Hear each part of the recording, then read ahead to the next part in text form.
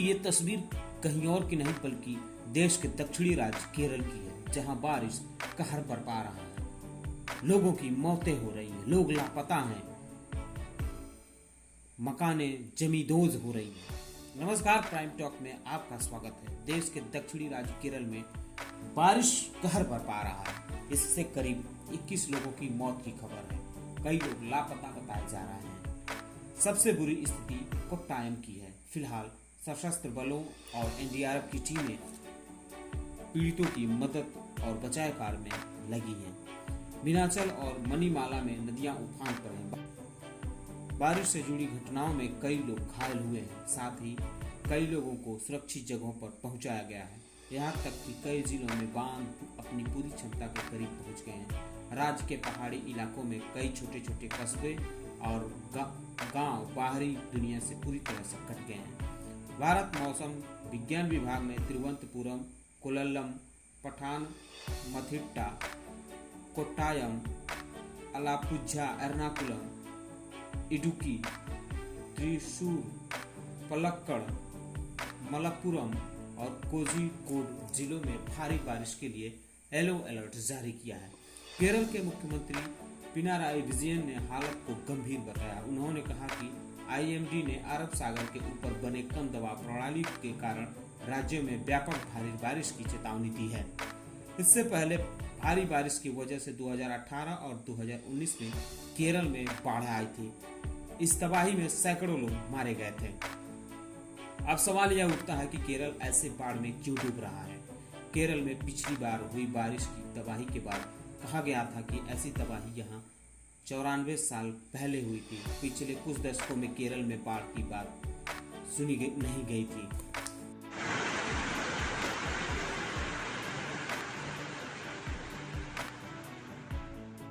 अब सवाल यह उठता है कि केरल ऐसे बाढ़ में क्यों डूब रहा है, क्यों बार बार ऐसी तबाही आ रही है, आखिर क्या वजह है। आइए इन्हीं सवालों का जवाब ढूंढते हैं। केरल में पिछली बार हुई बारिश की तबाही के बाद कहा गया था कि ऐसी तबाही यहाँ 94 साल पहले हुई थी। पिछले कुछ दशकों में केरल में बाढ़ की बात सुनी भी नहीं गई। वहीं पिछले 50 वर्षों के औसत बारिश के आंकड़े बताते हैं कि जितना पूरे देश में बारिश होती है उससे कहीं ज्यादा केरल में होती है। ऐसे में राज्य सरकार इससे निपटने के लिए इंतजाम क्यों नहीं करती, क्यों लोगों को अपने हालात पे छोड़ देती है। जब भी राज्य में भारी बारिश हुई तब भूस्खलन भी हुए, जिससे कई लोगों की मौत हुई थी। पर्यावरणविद इसके लिए जंगलों की कटाई को दोष दे रहे हैं, क्योंकि तेजी से होते शहरीकरण और बुनियादी ढांचों के निर्माण की वजह से बाढ़ की विभीषिका से प्राकृतिक तौर पर रक्षा करने वाले दलदली जमीनें और झीलें गुम होती जा रही हैं। ठीक ऐसा ही 2015 में चेन्नई में हुआ था। 2018 में केरल में बारिश की वजह से तबाही आई थी, तो विशेषज्ञों ने कहा था कि अगर इनका संचालन अच्छे से नहीं किया गया और बारिश लगातार जारी रहती है तो जलवायु परिवर्तन वैज्ञानिकों की भविष्यवाणी के मुताबिक 100 वर्षों बाद आई यह आपदा निकट भविष्य में दोबारा आ सकती है। इस समय केरल में जो स्थिति है वह 2018 की तबाही की ओर इशारा कर रही है। 2018 की तबाही के बाद वाटरमैन से जाने जाने वाले राजेंद्र सिंह रैमन ने कहा था कि यह बाढ़ नहीं, यह 44 नदियों के आंसू हैं। हर नदी का अपना एक अलग स्वभाव होता है। केरल की 44 नदियों के रास्ते में अतिक्रमण है, जिसे हटाया जाना चाहिए। शुरुआत उन आवासों और कारखानों को हटाकर करनी चाहिए जो नदियों को दूषित करते हैं। केरल में जंगलों की कटाई और रेत की चोरी धड़ल्ले से हो रही है, जिससे नदियों के अस्तित्व खतरे में है। अगर यही हालत रही तो केरल में कभी भी बाढ़ और कभी भी सूखा देखने को मिलेगा। कोई भी नदी को इसकी मनमर्जी से बहने से नहीं रोक सकता। इसके बाद भी सरकारें नहीं चेती। भारी बारिश से न केवल केरल की स्थिति बेकाबू होती है, बल्कि बिहार, यूपी समेत देश के कई राज्य ऐसे हैं जहां तबाही आ जाती है। इसमें जान माल का भारी नुकसान होता है। हैरानी की बात यह है कि हर तबाही के बाद सरकारें समाधान तलाशने की बात करती हैं, लेकिन यह सिर्फ कागजों में ही रहता है। आइए जानते हैं वे कौन से कारण हैं जिनकी वजह से स्थिति बेकाबू होती है। भारत में जून से लेकर सितंबर महीने तक बाढ़ की स्थिति बनी रहती है। इस दौरान होने वाली बारिश ज्यादातर राज्यों में बाढ़ ला देती है। देश में बाढ़ आने का बड़ा कारण नदियों की गहराई कम हो जाना है। देश की ज़्यादातर नदियों की गहराई रेत भर जाने से कम हुई है। उनमें उतनी गहराई नहीं बची है जिससे बारिश के पानी को वह अपने अंदर लेकर आगे बढ़ा सकें। नतीजा यह होता है कि उफनी नदियां अतिरिक्त पानी का भार सहन नहीं कर पाती हैं और अपने तटों के दोनों तरफ बाढ़ की स्थिति बनाती हैं। ब्रह्मपुत्र नदी इसका सबसे सटीक उदाहरण है।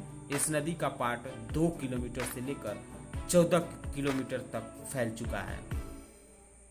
दूसरा कारण यह है कि शहरों का खराब ड्रेनेज सिस्टम। शहरी क्षेत्रों में बाढ़ जैसी स्थिति के लिए वहां का ड्रेनेज सिस्टम जिम्मेदार है। महानगरों में पानी निकासी की व्यवस्था पुरानी हो गई। बढ़ती आबादी का बोझ ड्रेनेज प्रणाली संभाल नहीं पाती।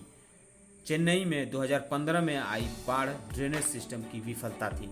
इसके अलावा मुंबई में हर साल की तरह इस साल भी वर्षा काल की शुरुआत में ही खराब ड्रेनेज सिस्टम की वजह से सड़कों पर पानी भर गया था और हालात बुरे हो गए थे। दिल्ली और एनसीआर में औसत बारिश ही घंटों जाम का कारण बनती हैं। तीसरी वजह है पत्थर गिरने से रास्ता बदलती नदियां। पहाड़ी इलाकों में बाढ़ की बड़ी वजह भूस्खलन को माना जाता है। उत्तराखंड में 2013 में भारी बारिश से बड़ी संख्या में भूस्खलन के हादसे हुए। भूस्खलन में चट्टानें और पत्थर खिसक कर नदियों में आ जाते हैं, जो नदियों और झरनों के मार्ग को अवरुद्ध कर देते हैं। इससे नदियों का पानी अपने वास्तविक रास्ते को छोड़कर आबादी और कृषि क्षेत्र में प्रवेश कर जाते हैं। इससे बाढ़ की स्थिति उत्पन्न हो जाती है। देश का 4 करोड़ हेक्टेयर एरिया बाढ़ की जद में रहता है। राष्ट्रीय आपदा प्रबंधन प्राधिकरण के मुताबिक देश के कुल करीब 32.9 करोड़ हेक्टेयर भौगोलिक क्षेत्र में से 4 करोड़ हेक्टेयर क्षेत्र बाढ़ की जद में रहता है।